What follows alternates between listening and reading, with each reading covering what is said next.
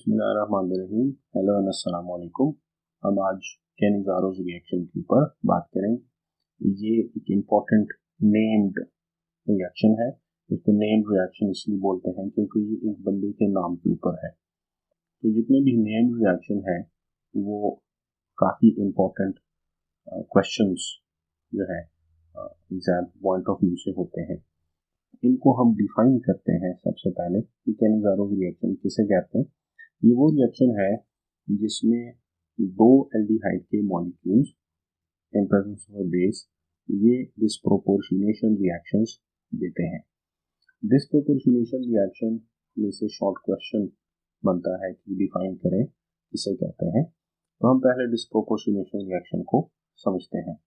Disproportionation reaction वो reaction की किस्म है जिसमें एक ही मॉलिक्यूल वो ऑक्सीडाइज भी होता है हम और वही एक मॉलिक्यूल रिड्यूस भी हो जाता है। तो एक मॉलिक्यूल उसकी ऑक्सीडेशन होती है, उसी मॉलिक्यूल की रिडक्शन भी होती है। तो इससे दो प्रोडक्ट बनेंगे। एक प्रोडक्ट ऑक्सीडाइज्ड प्रोडक्ट होगा और दूसरा प्रोडक्ट इसका रिड्यूस्ड प्रोडक्ट होगा।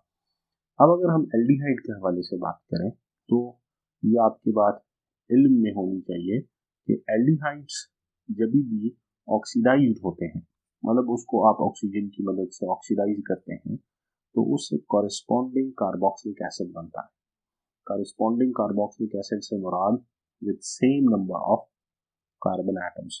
और अगर वही एल्डिहाइड रिड्यूस होता है तो उससे कॉरेस्पॉन्डिंग अल्कोहल की फॉर्मेशन होती है। पहली चीज इस रिएक्शन को समझने के लिए very much important and easy कि एल्डिहाइड ऑक्सीडाइज होकर कार्बोक्सिलिक एसिड देंगे और रिड्यूस होकर अल्कोहल देंगे। तो ये वो रिएक्शन की किस्म है जिसमें सेम मॉलिक्यूल ऑक्सीडाइज भी हो रहा है और सेम मॉलिक्यूल रिड्यूस भी हो रहा है।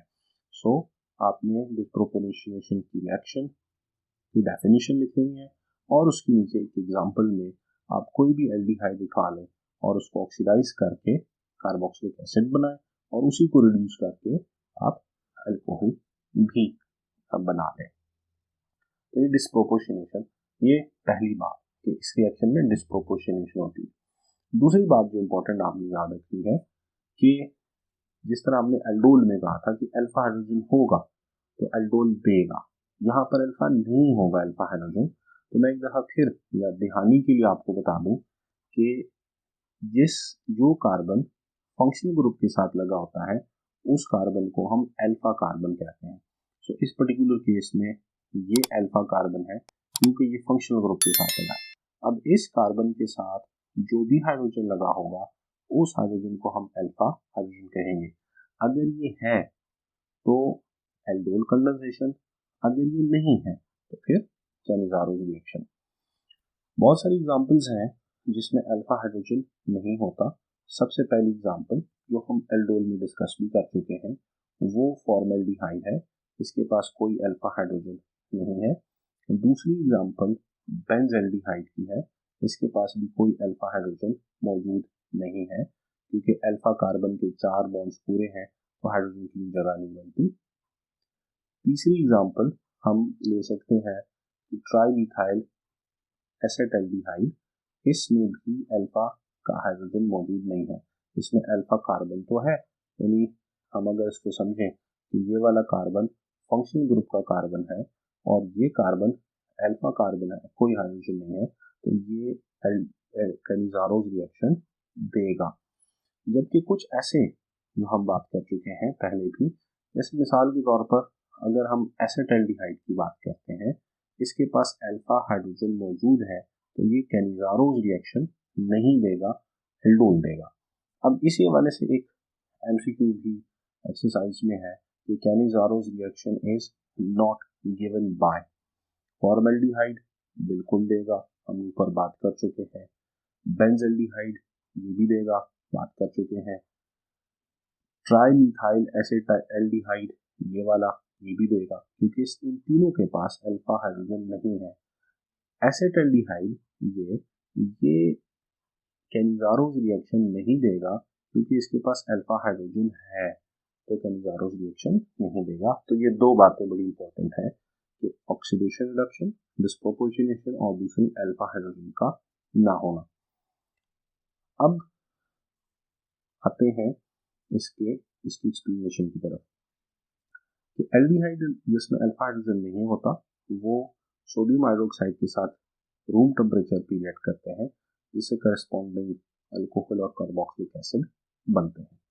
यहाँ पर ये कंसंट्रेटेड NaOH, उधर भी NaOH इस्तेमाल हुआ था एल्डिहाइड एल्डोल में, वो डिल्यूट था, यहाँ पर कंपैरेटिवली कंसंट्रेटेड है।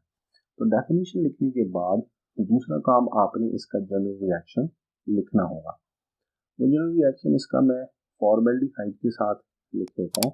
फॉर्मेल्डिहाइड का एक मॉलिक्यूल प्लस फॉर्मेल्डिहाइड का दूसरा मॉलिक्यूल, ये दोनों रिएक्ट करेंगे और बेस कैटलाइज रिएक्शन है। तो बेस की मौजूदगी में एक इससे अल्कोहल का मॉलिक्यूल बनेगा और दूसरा इससे कार्बोक्सिलिक एसिड का मॉलिक्यूल बनेगा, और इस तरह की रिएक्शन को हम डिस्प्रोपोर्शनेशन रिएक्शन कहते हैं। दूसरी एग्जांपल हम बेंजल्डिहाइड के साथ भी ले सकते हैं। ये एक बेंजल्डिहाइड का मॉलिक्यूल दूसरे बेंजल्डिहाइड के मॉलिक्यूल के साथ रिएक्ट करेगा और बेस कैटलाइज रिएक्शन है, तो ये भी करस्पॉन्डिंग अल्कोहल बनाएगा। ये बेंजाइल अल्कोहल बना और corresponding carboxylic acid with same number of carbon atom ये बन जाएगा। तो ये इसके जनरल रिएक्शन हो गए हैं। तो ये रिएक्शन में से ये जो पहला वाला रिएक्शन है इसकी हमने मैकेनिज्म इसका एक्सप्लेन करना है। दूसरा हम जनरल रिएक्शन लिख लेते हैं, उसका मैकेनिज्म नहीं है, तो हम पहले वाले का मैकेनिज्म एक्सप्लेन करते हैं। एक्सरसाइज में से क्वेश्चन दो तरह से है। What type of aldehyde gives Cannizzaro's reaction, यहाँ तक ये सिर्फ शॉर्ट क्वेश्चन भी हो सकता है, और अगर साथ ये भी लिखा हो तो फिर ये लॉन्ग क्वेश्चन बन जाता है।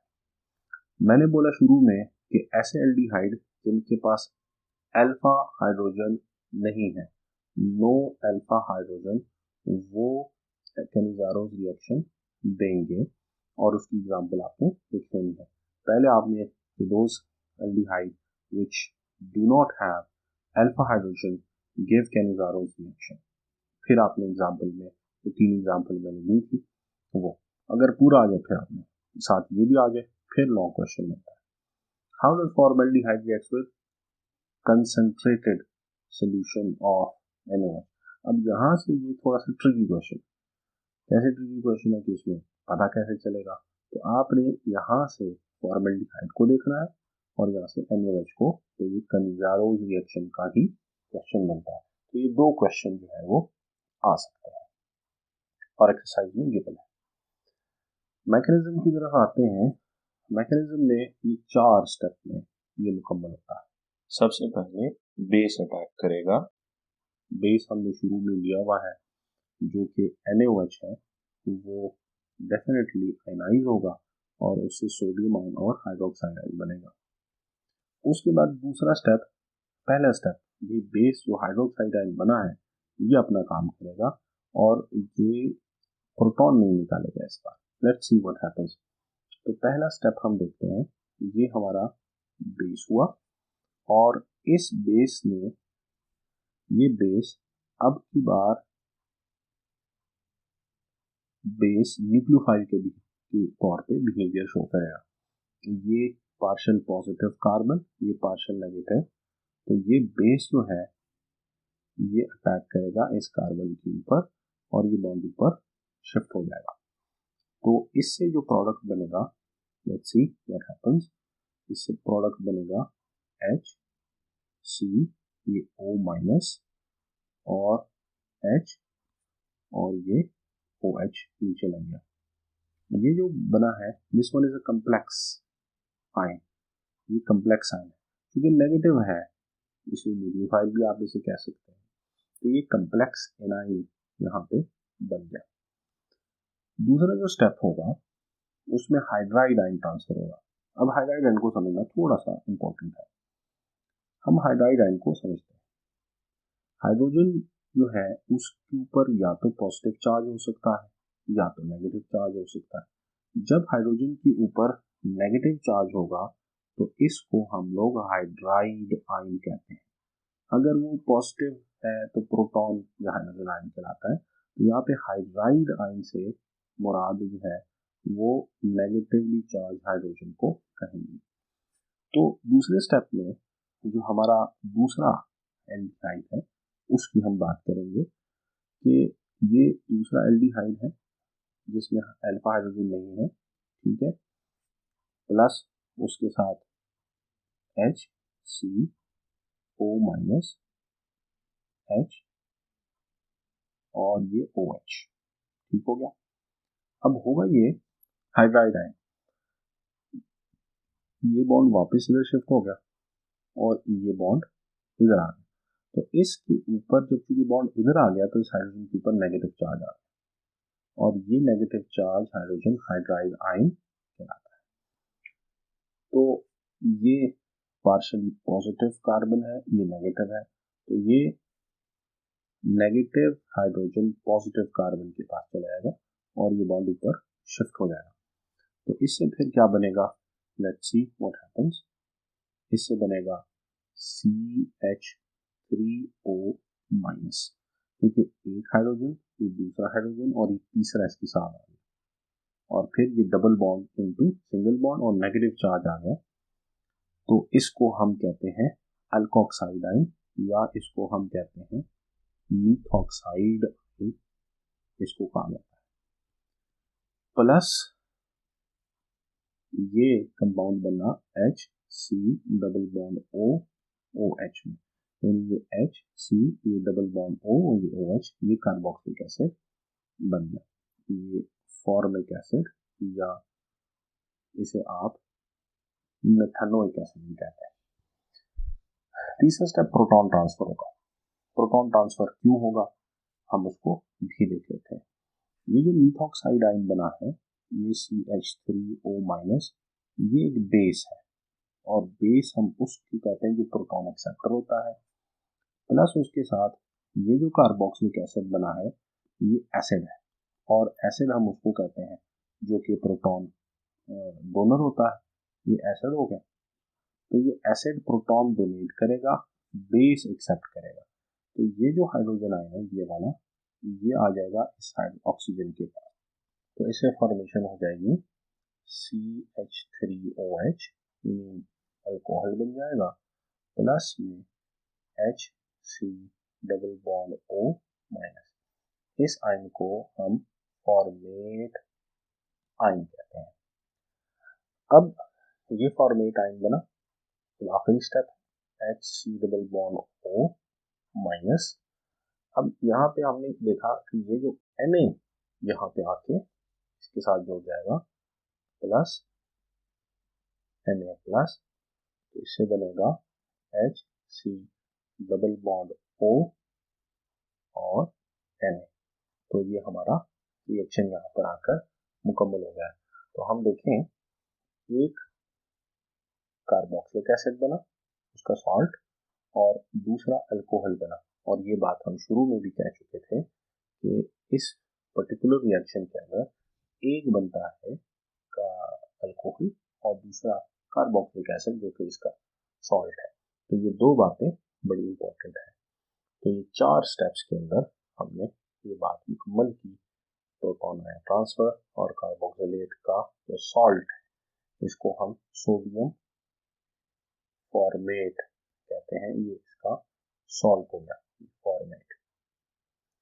उम्मीद है आपको ये बात समझ आ गई होगी। अगर इसमें कोई इशू है तो आप कमेंट बॉक्स में पूछ सकते हैं। शुक्रिया।